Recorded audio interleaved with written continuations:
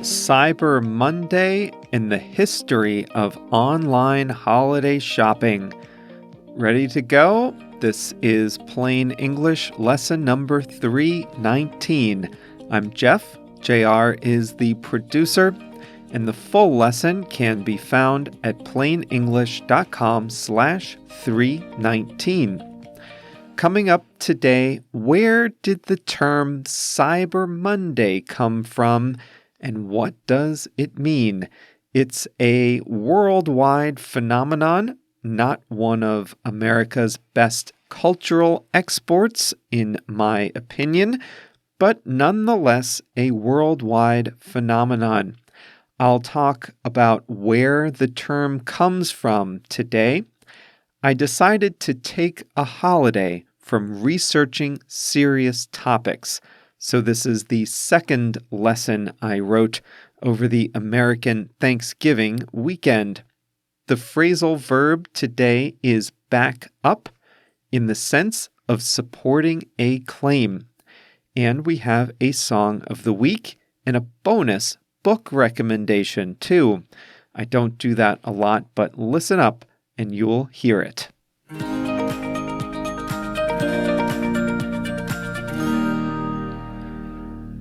The first thing you need to know about Cyber Monday is the word cyberspace. This was the original invented word to describe the online world back when the internet was first being adopted. I was born in 1981, so I'm one of the youngest people to ever have lived in the pre-online world.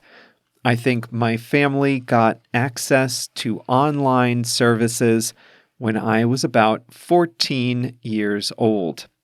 Anyway, cyberspace describes this separate world, the world inside your computer when you were connected to the internet. It was undoubtedly a different place than the real world. Today, the online world and the real world are one and the same. If you were born after, say, 1987, then you have no idea how separate and different the online world or cyberspace once seemed. So anyway, in the earliest days of online shopping, which was about 15 years ago, most people either didn't have internet connections at home or their internet connections at home weren't stable. Paying for something online was considered risky. You were always worried that you might be charged twice, that someone would steal your card number, or that your transaction wouldn't go through. If you bought something online, you wanted to have the fastest and most stable internet connection possible to avoid complications. Where did many people have the fastest and most stable internet connections? They had them at work. According to the legend, people would see online shopping deals advertised during Thanksgiving weekend, but they wouldn't buy them at home because they didn't trust their internet connections at home. They waited until Monday when they got back into their offices with their fast and secure internet connections, and they did their online shopping on Monday. I have always thought this story was, let's just say, incomplete. The term Cyber Monday was invented by a trade organization of retailers. That should tell you something right there. They issued a press release declaring that the Monday after Thanksgiving was popular with online shoppers. This press release was picked up by news organizations, but its true purpose was to make people feel more comfortable with the idea of online shopping. I will concede that there is some data to back this up. A large portion of online sales in the early 2010s were done from work computers, and this Monday was popular for online shopping from work computers. No argument there. And in the very earliest days of the internet, the most stable connection was often at an office. I can confirm people were hesitant to shop from home computers where internet connections weren't as fast. The legend of Cyber Monday, however, quickly departed from the reality. After just a few years, people got more stable internet connections at home, and they could easily shop over the Thanksgiving weekend and Black Friday. They didn't need to wait until Monday. And of course, we office workers are human. Yes, online shopping from work continued, but not because of any magic about the Monday. We shop online at work all the time. Cyber Monday then turned into just another way for retailers to capture our attention and proved to fill up some quality airtime on otherwise slow news broadcasts. These days, Cyber Monday is a catch-all term for online-only sales on the websites of traditional or online-only retailers.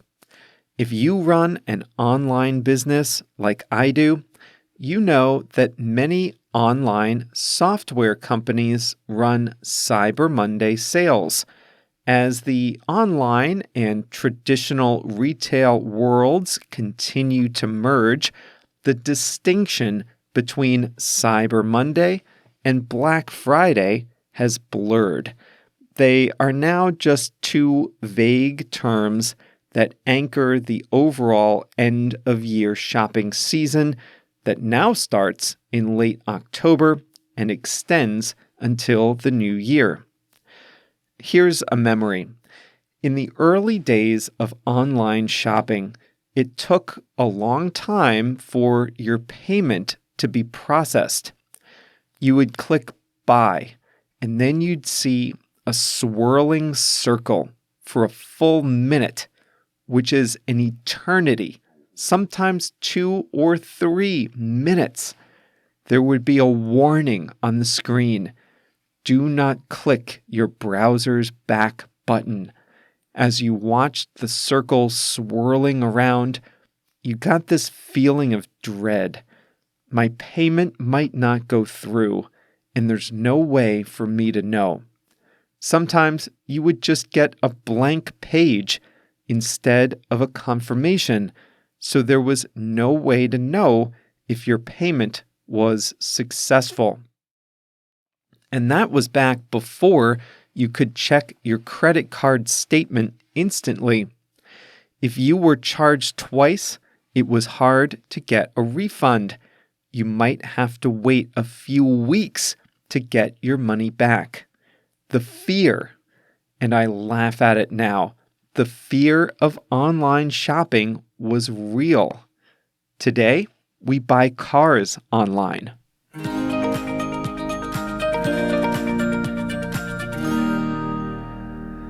All right, so a question for you.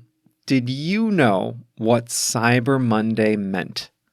Be honest. Be honest. Did you know what it really meant, where cyberspace came from, why it was on Monday, about the fast internet connections at work? Tell me what you thought it meant, or if you really knew what it meant, in our Facebook group at plainenglish.com/Facebook. And of course, share any Cyber Monday deals you might have scored and any online shopping experiences or memories you might have had from back in those days when online shopping wasn't quite as easy as it is today.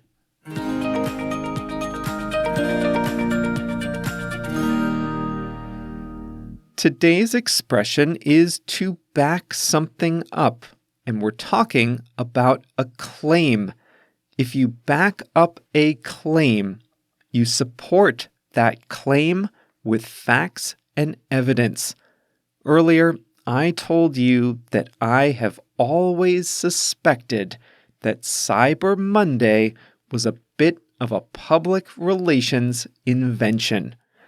According to a retail trade organization, people would find online deals on Black Friday, but they wouldn't buy them until the next Monday when they got back to the office with their stable internet connections. That trade organization has some data to back up that claim. They have some data to support the idea that people shopped on Monday. They can prove that what they're saying is true with some data. What data backs up their claim? Online sales were strong on the Monday after Black Friday. Many of the online sales came from work computers. The data backs up the claim that people waited until Monday. I don't dispute that. I accept the fact that the data backs up their claim. However,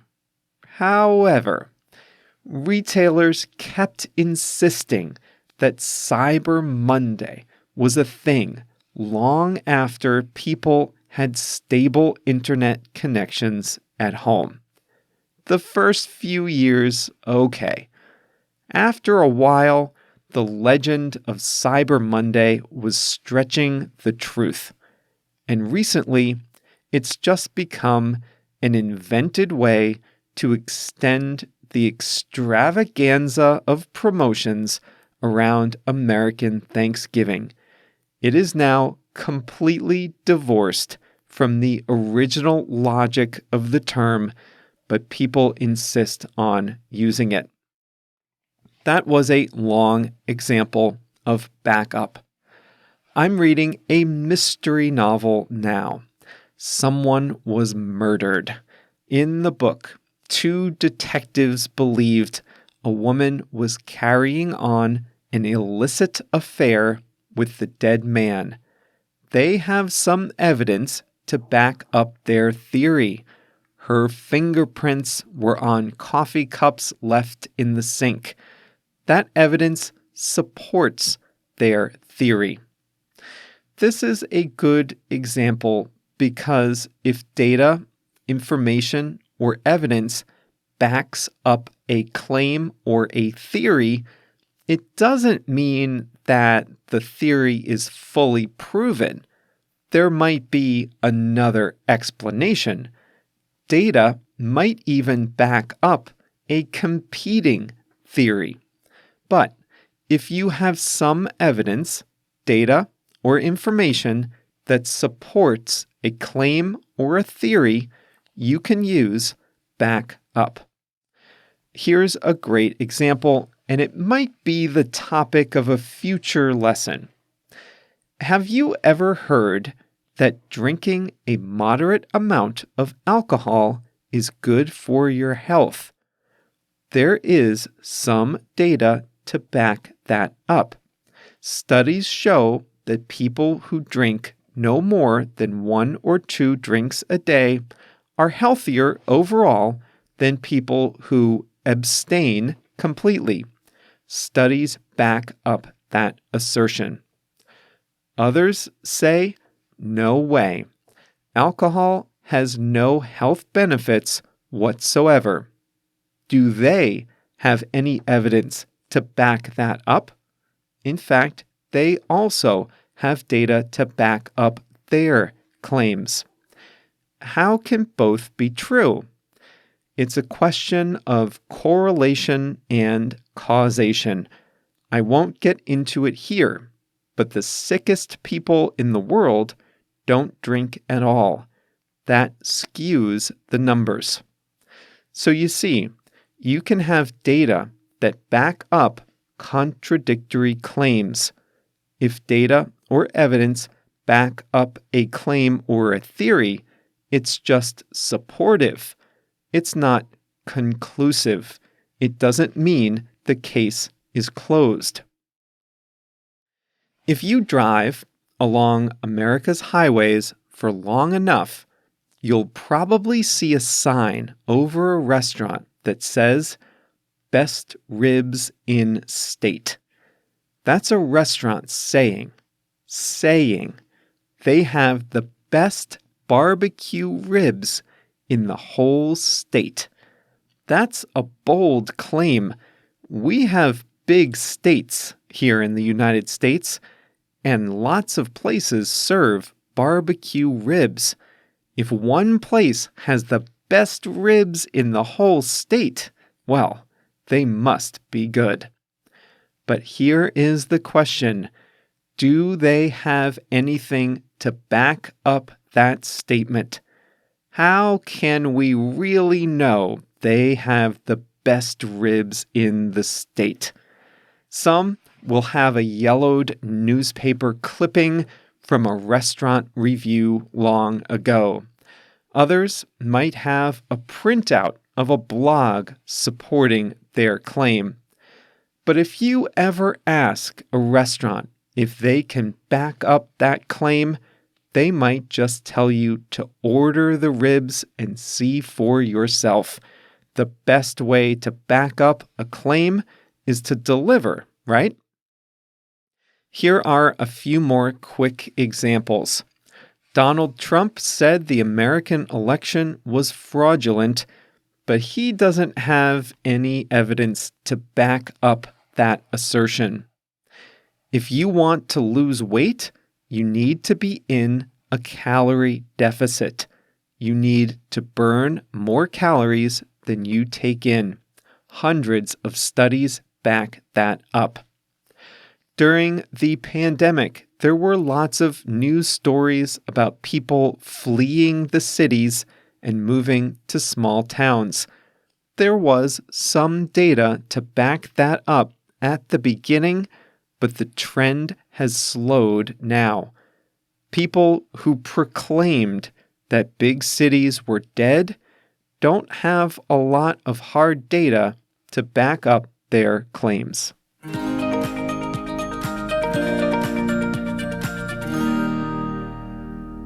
Today's song of the week is Time of the Season by the Zombies. This is a classic song in English, and the lyrics go nice and slow. It's a good example of call and response lyrics. This is a type of lyric where there are usually two voices. One goes first, and the other seems to respond. They don't have to be two voices, but they often are. Listen, and you'll hear it. Time of the Season by the Zombies. By the way, the book I'm reading, the one I mentioned earlier, is The Salvation of a Saint by Keigo Higashino, a Japanese writer. If you like mystery novels and want to read one in English, I think this would be a great one, and I bet you'd be able to follow it. Aha! I just made a claim. I bet you'd be able to follow it. do I have any evidence to back up that claim? In fact, I do. The reason I think you'd like this in English is because I'm reading it in Spanish. And if I can read it in Spanish, then you can read it in English. I get the Kindle version so I can use the built-in dictionary for words I don't know, The Salvation of a Saint by Keigo Higashino. And that's all for today. If you enjoyed today's lesson, and if you're ready to take your English to the next level in 2021, then I would encourage you to join us at Plain English Plus. Members get access to video lessons, translations, flashcards, and practice exercises. It's a great way to continue the learning after you've listened to the lesson in full. So check that out at plainenglish.com/plus, PLUS.